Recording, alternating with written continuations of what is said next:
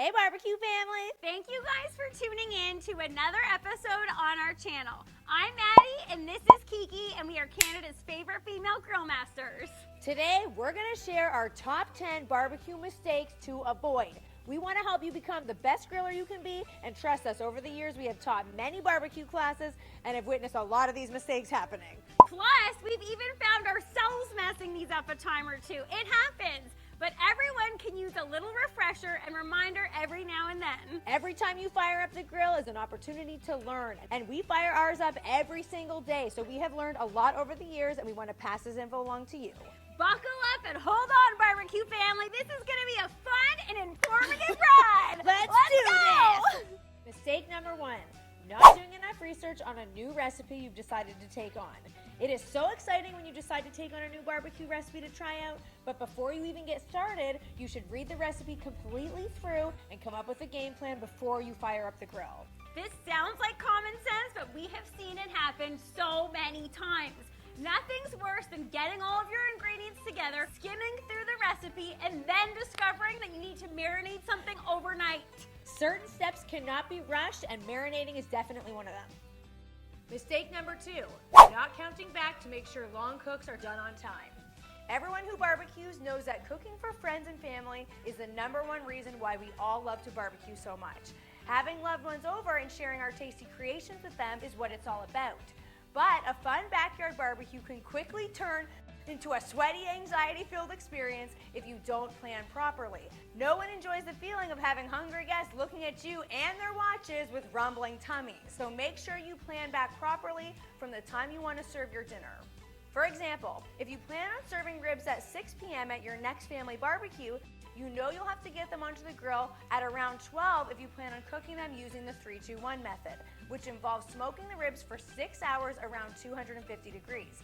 You got to take into consideration the time it will take to prep the ribs and your pit, so give yourself lots of time in order to get all of that done. We recommend an hour and a half in order to deal with any unanticipated hiccups. Mistake number 3, not checking if you have enough fuel for the cook you're about to embark on. Let's be honest, guys, probably all of you grillers out there have done this one. We know we have. One of the worst feelings a griller can experience is the loss of fuel right in the middle of an important cook.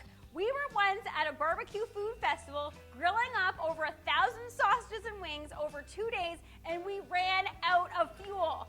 We had to call up our mom and asked her to blast to the store to go get us more Kingsford. Half an hour later, and some extreme heat management in our 2 kettles, our mom showed up with 6 bags of briquettes and we were back in business.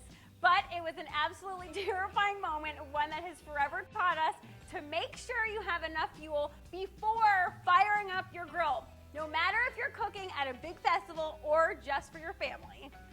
Mistake number 4, not reaching out to the barbecue family for help. The barbecue family, aka the barbecue community, is your best resource for barbecue. This community is full of barbecue experts, beginners, aficionados, amateurs, and masters that are all willing to help out and pass along their wisdom. We all learn and grow by helping each other out. Think of the barbecue family as an on-call doctor.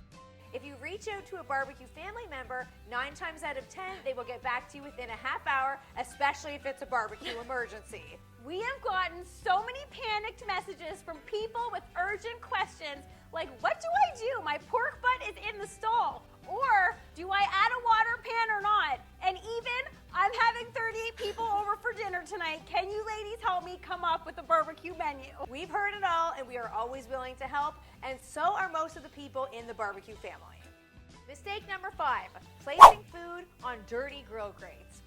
If you love the feeling of food sticking to the grates, then by all means go ahead and place your food on top of dirty grill grates. But to those of us who like when the food comes effortlessly away from the grill when flipping, make sure you start with clean grill grates. Use a grill brush of your choice. Wood or bristle brushes work great, but if you use a bristle brush, just make sure you replace it each year or every 6 months if you're like us and you grill every day. Mistake number 6, focus on temperature and not amount of time.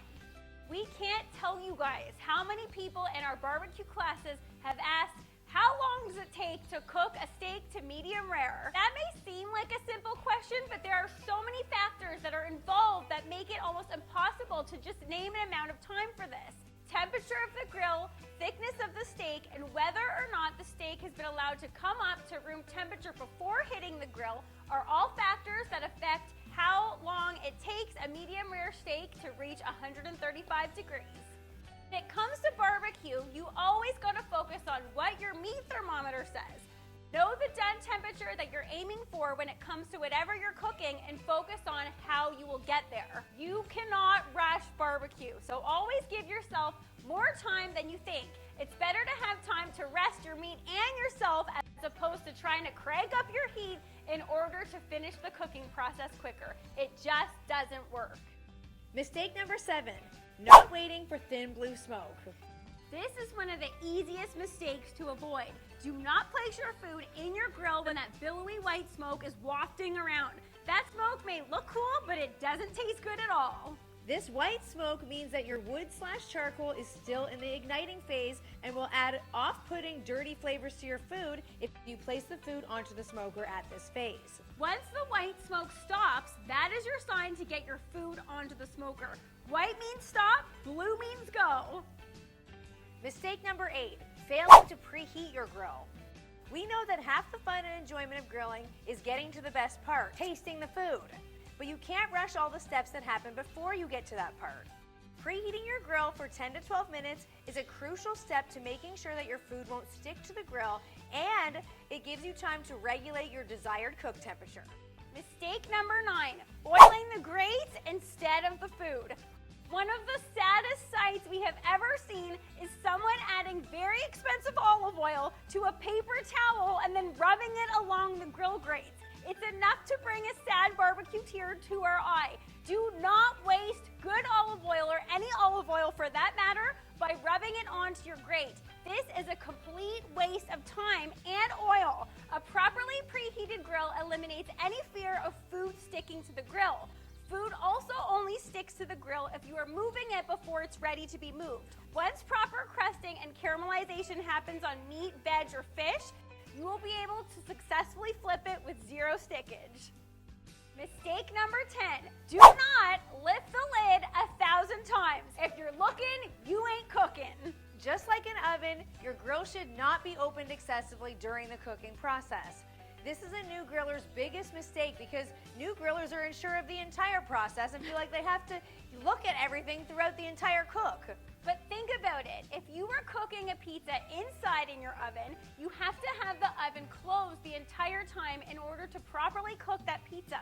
The same idea applies to your grill.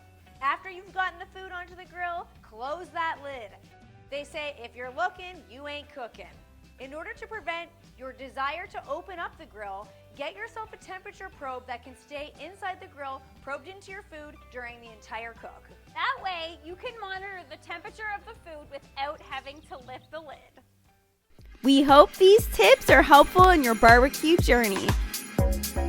Thanks for watching, Barbecue Family. See you next time.